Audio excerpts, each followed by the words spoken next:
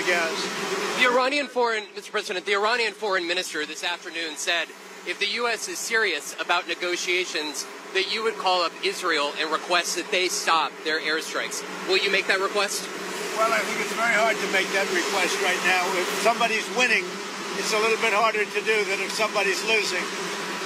But we're ready, willing, and able, and we've been speaking to Iran, and we'll see what happens. Mr. President, what was the thought process behind 2-week timetable? Just time to see whether or not people come to their senses. Mr. President, do you think the Europeans helped at all in talking with the Iranians? No, they didn't help. No. Iran doesn't want to speak to Europe. They want to speak to us. Europe is not going to be able to help in this one. 20 years ago, you were skeptical of a Republican administration that attacked a Middle East country on the idea of questionable intelligence of weapons of mass destruction. How is this moment different with Iran? Well, there were no weapons of mass destruction. I never thought there were. And that was somewhat pre-nuclear. You know, there was a nuclear age, but nothing like it is today. And it looked like I'm right about the material that they've gathered already. It's a tremendous amount of material. And I think within a matter of weeks, or certainly within a matter of months, they're going to be able to have a nuclear weapon. We can't let that happen. I was very much opposed to Iraq. I said it loud and clear, but I was a civilian, but I guess I got a lot of publicity. But I was very much opposed to the Iraq war.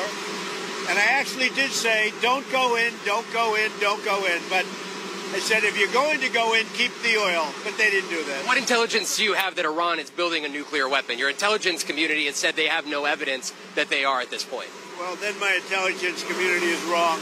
Who in the intelligence community said that? Your Director of National Intelligence, Tulsi Gabbard. She's wrong. Mr. President, are the Chinese in any way helping Iran at this moment? We're hearing reports of mysterious planes landing in Iran from China. I don't know. They say that they're there to take people out, but I can't tell you about that. I get along very well with China, get along very well with President Xi. I like him. He likes me. We have a very good relationship. We'll see what happens. I can't imagine them getting involved. This decision that you need to make on Iran, whether to strike militarily, is this the biggest decision you'll have to make as president? Well, I can't tell you that. I have to see what happens. I can't really say that.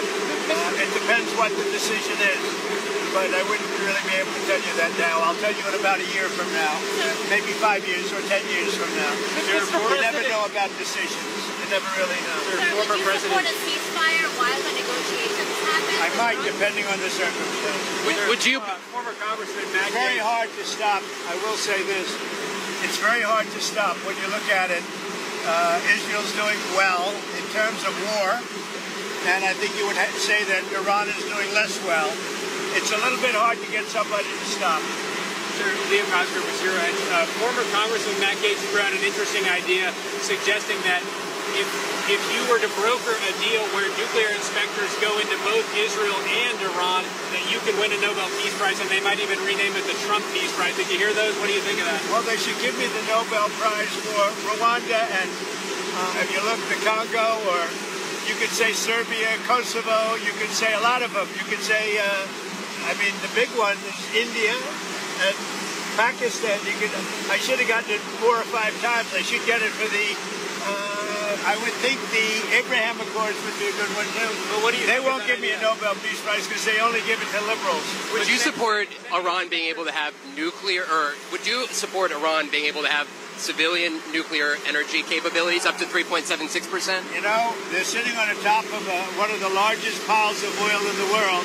I just don't know why they need that for civilian work. You know, it's one thing for certain countries to say, hey, I want to have a certain amount where I could go nuclear a little bit because we need it for electricity, we need it for air conditioners, etc.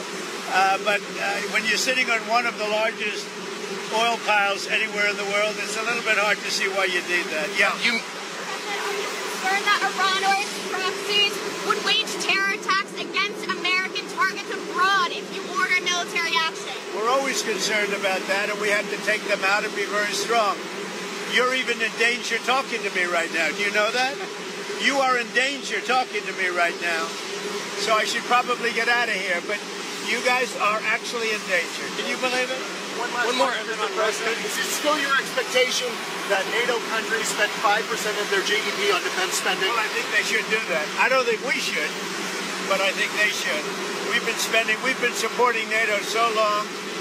In many cases, I believe paying almost 100% the cost. So I don't think we should, but I think that the NATO countries should, absolutely. And if a country like Spain decides not to? Well, NATO's going to have to deal with Spain. Spain's been a very low payer. They were always a very low payer. They were either good negotiators or they weren't doing the right thing. I mean, I think Spain has to pay what everybody else has to pay. Spain has been notorious for low pay. You know who else was a low payer, just about the lowest? A place called Canada. Because Canada said, why should we pay when the United States will protect us free? And they've been right about that. Ukraine, you've been making progress towards a peace deal, but I don't know if you know this, but Lindsey Graham and Mike Pompeo, where they're on the ground in Ukraine, seemingly doing the opposite, trying to provoke the Ukrainians to keep fighting. What do you think of that? Well, we're going to see, and people have to be very careful with what they say. They got to be very careful with their mouth, because their mouth can get them into a lot of trouble. One more. ICE has said that they're trying to arrest up to 3,000 individuals a day. There are some communities that are saying they are fearful of being wrongfully detained or separating some families, even if they're undocumented. Is the fear in some of these communities worth the deportations of these undocumented individuals, a mass deportation program? It's a tough subject because, look, we have farmers. I love farmers. I won 80%, 85% of the farmers, and I love them, and I'm never going to do anything to hurt our farmers. And you could also say the leisure business, etc. There are some businesses where you have a disproportionate amount of people that are the people that you're talking about. At the same time, we have to get the criminals out of our country. And we're looking at doing something where, in the case of good, reputable farmers, they can take responsibility for the people that they hire and let them have responsibility, because we can't put the farms out of business.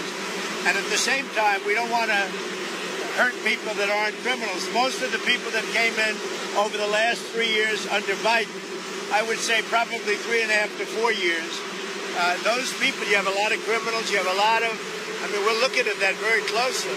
You've had people that have worked on farms for 20 years. It's very hard to go in there and say, you know, you're coming out. But we're going to let the farmers take responsibility. They're great people. They'll do it. They know the good and the bad. So the hard part about this is not like a normal war where people wear uniforms. They don't wear uniforms. But we have murderers that came out of the last 4 years. We have murderers. We have drug lords. We have people that we don't want to. We have prisoners. They emptied out Venezuela and many countries. They emptied out their prisons into the United States. We have to get those people out. But we have stone-cold murders, 11,888 murders. We've already gotten a lot of them out of here, but we don't want them. So we have to be careful. But I never want to hurt our farmers. Our farmers are great people. They keep us happy and healthy and fat. Are there other cities that you're going to try to replicate what you've done in Los Angeles? Well, I mean, we had a big victory last night in the Court of Appeals with respect to Los Angeles, but really the country, where Gavin Newsom, who's really an incompetent governor, he's just doing a terrible job between his fires, between all the houses burning down, his forest fires, and now Los Angeles. If we didn't go to Los Angeles, and the sheriff admitted it, he had no control. He would have lost control. We saved Los Angeles by having the military go in. And the second night was much better. The third night was nothing much. And the fourth night, nobody bothered even coming. We put out that fire, and we did a great job of it. He sued us for going in and for helping him. We went and helped him. Right now, you'd have Los Angeles burning to the ground. Largely, it would have already been destroyed. Do you still want your legacy, Mr. President, to be that of a peacemaker? Do you worry that striking Iran would change that? Always a peacemaker. That doesn't mean sometimes you need some toughness to make peace, but always a peacemaker. Can you win in Iran without ground forces? Is an aerial campaign in Iran enough, or do you need ground forces? Well, I'm not going to talk about ground forces. Because the last thing you want to do is ground forces. Does Iran have 2 weeks, or could you strike before that? Are you essentially giving them a 2-week timeline? I'm giving them a period of time. We're going to see what that period of time is, but I'm giving them a period of time. And I would say 2 weeks would be the maximum. Mr. President, do you think deportations should focus on criminals or all the people who war here illegally. Should start focusing on criminals, and that's what we've been focused on. Very bad criminals, dangerous criminals. But Stephen Miller said to go out and arrest every person who's here illegally. He's told ICE to arrest everyone who's here illegally. Do you agree with that? Stephen and I have a very good understanding. He's a terrific person. We have a great understanding. Mr. President, if there is an attack on U.S. assets, will you promise to conduct a full investigation and make it transparent with the American people before blaming Iran for such an attack? Well, if there's an attack, we'll know almost immediately with modern equipment who made the attack. And those people will be very, very unhappy. Prime Minister, I want to get you people out of danger. You're in danger standing with me. One more. Prime Minister Netanyahu said that they had the capacity to take out all of Iran's nuclear facilities. So what role would the U.S. be able to play, and why would they, if Israel says that they have all of the abilities their own military? I'm not sure he said that, but they really have a very limited capacity. They can break through a little section, but they can't go down very deep. They don't have that capacity, and we'll have to see what happens. Maybe it won't be necessary. Maybe it won't be necessary. Would you like to see Congress pass a bill that bans child transgender surgeries? Well, I know they're talking about it, aren't they? We're going to have to see how it comes to me in what form. Certainly, it's been something I've been talking about also. Okay? Thank you, Mr. President. Appreciate it. Thank you, everybody. Thank you.